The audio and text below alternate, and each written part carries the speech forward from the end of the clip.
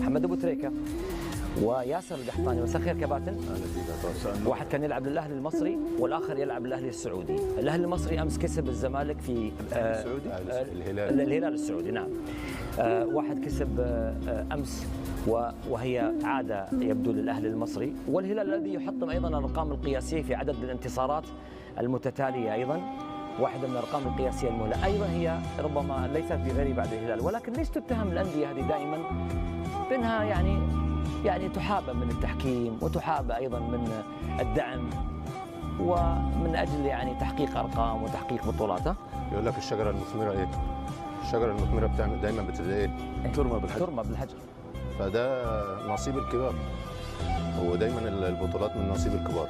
يعني مبروك للاهلي وجماهيره وهارد لك. نادي الزمالك عمل مباراه كبيره، فالطبيعي ان يبقى فيه دايما بطولات ودايما الناس تنتقد الكبار في ساعه